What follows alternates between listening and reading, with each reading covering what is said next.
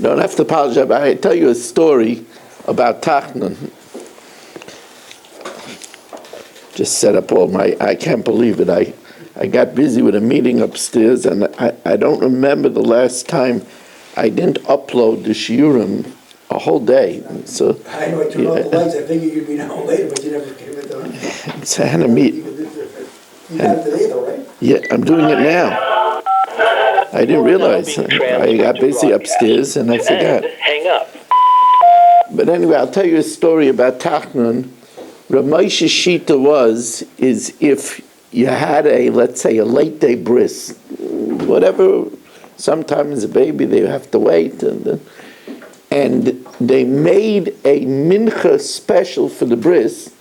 So Rav Moshe's shita was then, if the mincha was made special for the bris, not to say Tachnon. Anyway, we had such a bris in my shul, and it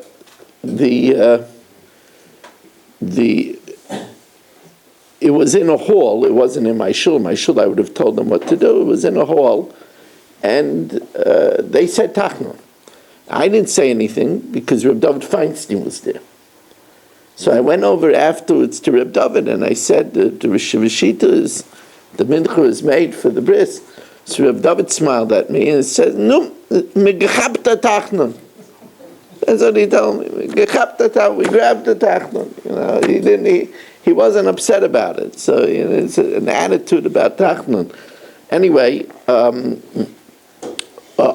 want to say that in Bava Basra, it said in the Torah it says Achrei Rabim Lahatais, and Masechtas Bava Basra there's a shita called the Olam Gvar. Both came true here. There's going to be only an early minyan this Shabbos. We're going Basa the Rabbin, we're going Basa Kol the Olam Gvar. And anyway, it seems to be that the Das HaRabim is that they like to daven early. People don't like to eat a meal at 9 o'clock in the night. Strange people. But anyway, so the Olam has to be very careful not to forget to count Svira. And so I really wanted to eke out a second minyan until after Svira, but I think we would have a second minyan. I'm just afraid. And since happens to be that this Shabbos I won't be here because my son Yaakov is making a bar mitzvah on Shabbos, so the bar mitzvah boy is learning Tazria Mitzayra, so I'm going to hear the bar mitzvah boy. Also, if you'll see when upon exiting the shul, much later tonight, upon exiting the shul, you'll see that there's a sign in the hall, after Mariv, tomorrow night. In other words, usually I speak a few minutes after Mariv, before we count Svira. The Rosh Kollel of Beitar is in town, and he's coming tomorrow. He's going to say a few words in honor of the Olam. I just sent yesterday another $1,500. Thank you, everybody, for really making this. It's really serious. To us, $1,500 doesn't sound like a lot of money. It doesn't sound like it could really. But there's 3 partners in the kollel, and the $1,500 that we give. I mean, we usually give $1,360. But I gave before Yom Tov $1,600, and I gave $1,500 because we had a little extra money because of the appeal. That money came in nicely. I didn't give everything from the appeal because I'm spreading it out. I don't want to get caught with a month that I don't have enough money to send them. But anyway, so thank you all very much. So he's coming. I never met him. It's my cousin's son-in-law who's the Rosh Kollel, but he sounds like a very chashuv a person, and so he's going to speak a few minutes, on like 5-6 minutes, I told him, but it would be nice if we could greet him. Okay. English? He doesn't. So I'm going to interpret what he says. I don't speak such good Yiddish either, so you're not guaranteed that you speak Yiddish? He speaks Yiddish, yeah. I don't know how many people here know Rabbi Scheinberg from the Eidei Charedus. You remember him? It was really He puts his hands on your head, gives them. Yes. So I don't know if you remember that he came to my house once a year, about 10 years in a row. And he spoke by me every year when he came, and he spoke in Yiddish. And then I got up and I interpreted his whole speech. And, I used to pray to Hashem that I would be able to understand it, to interpret it. And 10 years in a row, I understood everything that he said and I was able to interpret. He spoke for about 15, 20 minutes.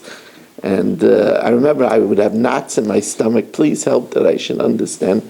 But I happened to have Siyat Dishmaya, understood everything he said, and I interpreted it to Ra'alim. It was really a very beautiful thing. He came to our house. He spent about 3 days by our house, and people would come in. We would have mamish, people would come in, and he would give them good eitzes. He would talk to people. A lot of times he had me sit in with them because people spoke only English, and I knew a lot of the people and knew what their problems are, and I used to even add things, and he really helped people. He really, like Saba said, besides giving them brachas, he was a really good Baal Eitzah. Anyway, till I get to the Mishnah.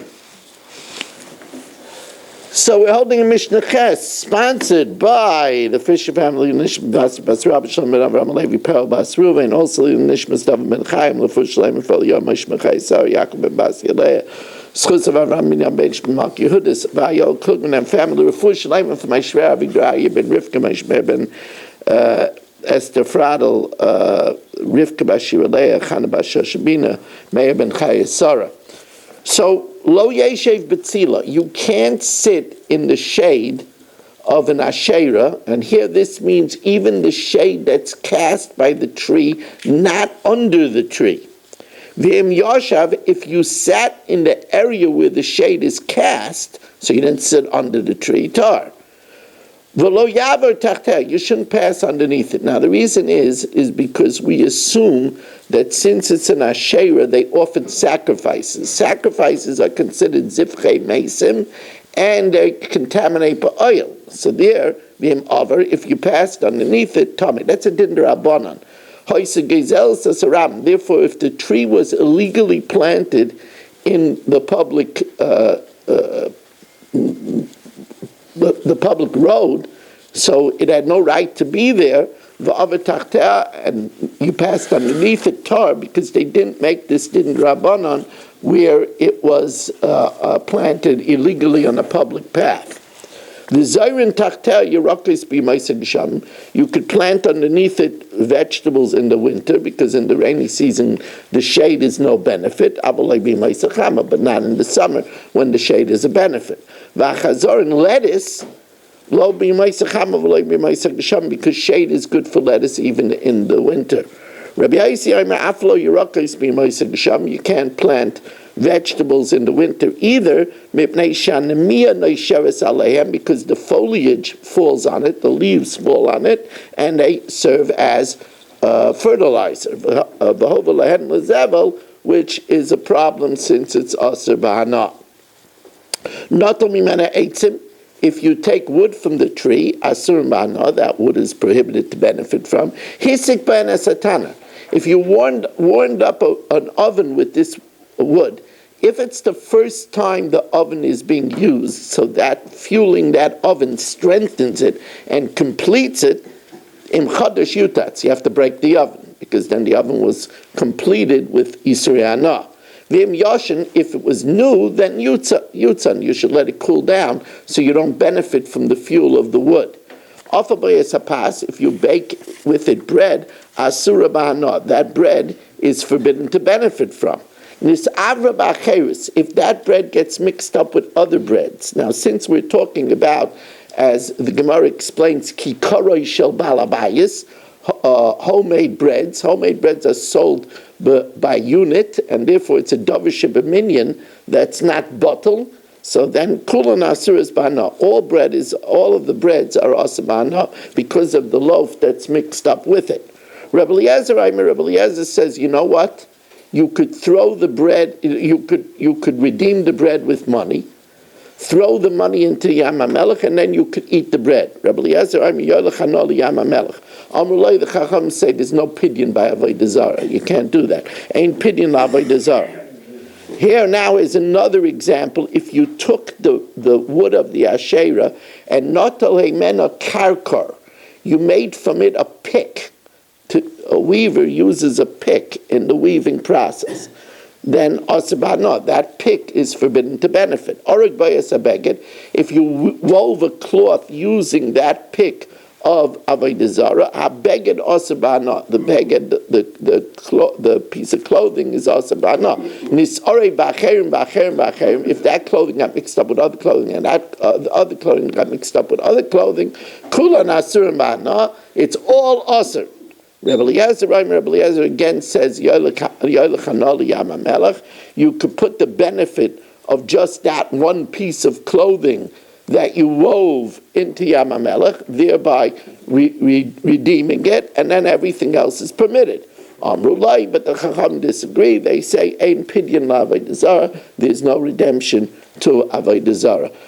Again, we're going to have Ma'ariv, Tilim, then I'm going to speak a few minutes till Svira, and then we're going to have Daf Yomi, and then the Chumash here.